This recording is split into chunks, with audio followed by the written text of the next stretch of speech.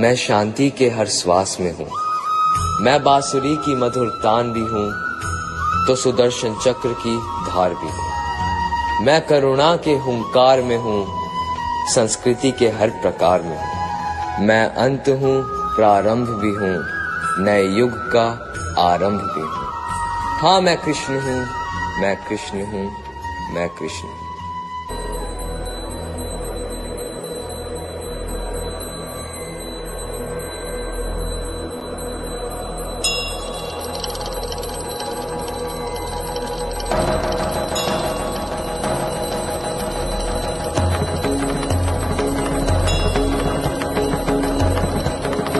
वश नहीं किसी पे कोई वश नहीं, क्या जिंदगी है ठोकरों पे मार दो।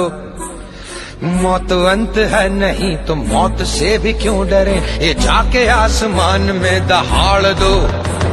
आरंभ है प्रचंड बोले मस्तकों के झुंड, आज जंग की घड़ी की तुम गुहार दो। आन पान शान या की जान का हो दान, आज एक धनुष के बाण पे उतार दो। आरंभ है प्रचंड।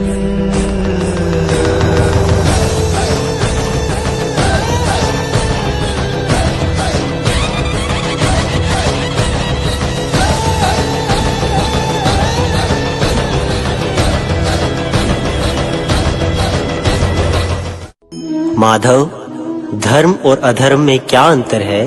पार्थ, जब तक संसार में एक मनुष्य भी पीड़ित है तब तक वास्तव में किसी का भी सुख संपूर्ण नहीं है। यह जानने पर मनुष्य का मन करुणा से भर जाए, उसे धर्म कहते हैं। जब वो फल नहीं मिलता और कार्य अधूरा छोड़ना पड़ता है तो उसे हम असफलता कहते हैं। किंतु असफलता का वास्तव में अर्थ क्या है? हम सबने कहानी सुनी है कि बार बार गिरने पर भी मकड़ी अपना जाला बुनने की मेहनत करती है, इसीलिए वो सफल होती है। किंतु मेहनत तो हम भी करते हैं, फिर भी कई बार हम असफल होते हैं। जरा विचार कीजिए, मकड़ी जब जाला बुनना आरंभ करती है तो क्या वो अपने लिए कोई समय मर्यादा बांधती है?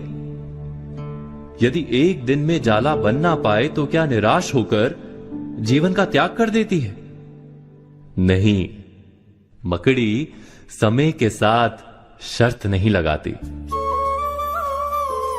आरंभ किया हुआ कार्य जब तक पूर्ण नहीं होता तब तक वो प्रयास करती रहती है, करती रहती है, करती रहती है। इसी कारण से मकड़ी कभी असफल नहीं होती।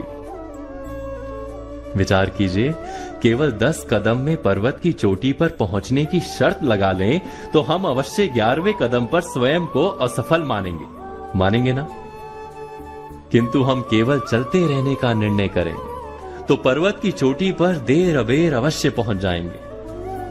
पर्वत लांघने में सफलता तो अंतिम कदम पर ही मिलती है, उससे पहले के प्रत्येक कदम असफल ही होते हैं।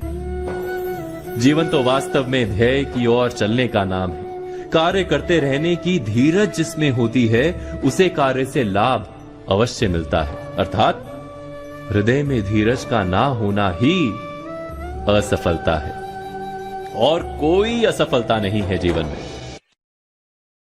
हम अपनी कल्पना से कोई योजना बनाते हैं, वो योजना वाकई बहुत काम की होती है, उसे हम बहुत उत्साह से आरंभ करते हैं, लेकिन उस पर थोड़ा सा काम करके हम अचानक उसको विराम दे देते हैं।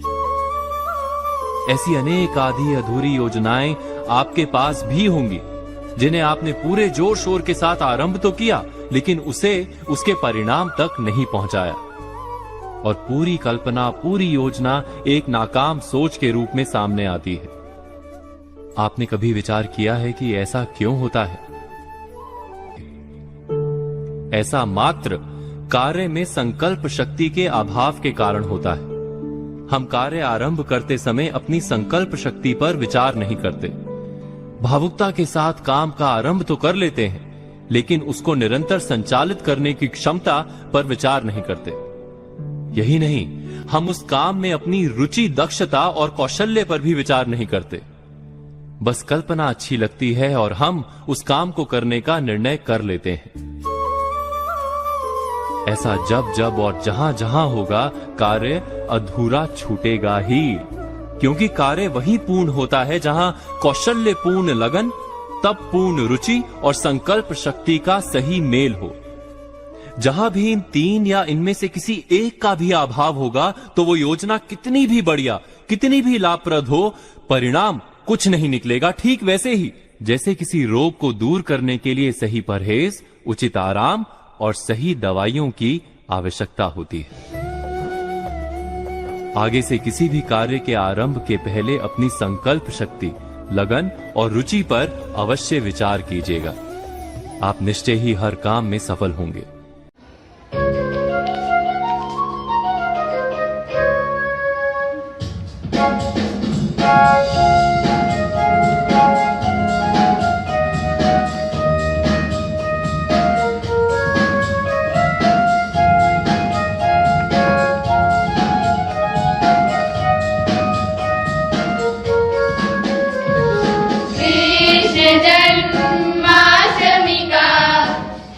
सुंदर त्योहार।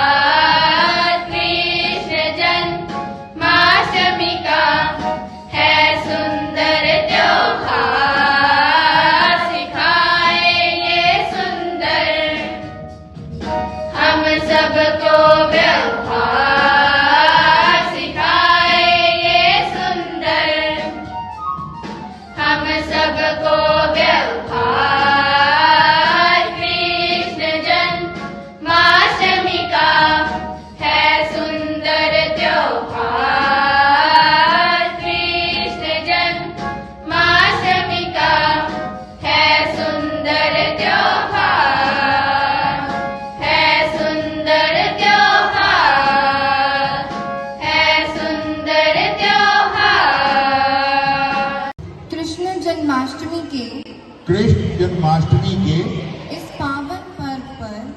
पावन पर्व पर वचन ये सब लेते हैं,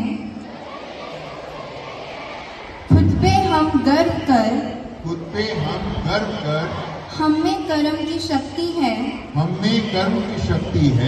संस्कारों की भक्ति है, कर्म की राह पर ऊंचे लक्ष्य की चाह कर कदम आगे बढ़ाएंगे,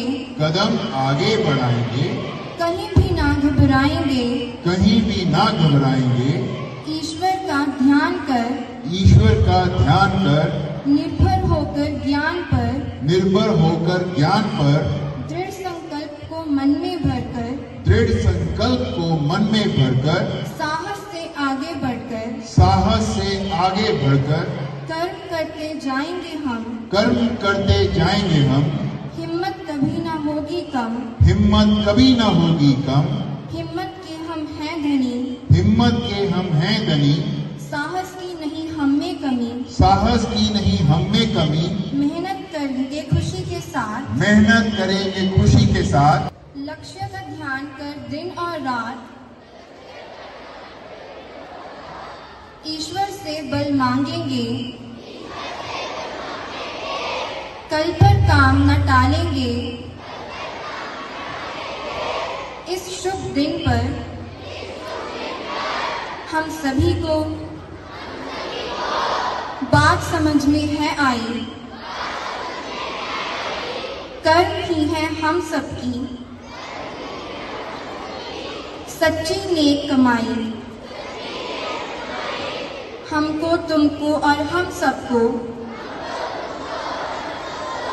जन्माष्टमी की बधाई, ढेरों ढेर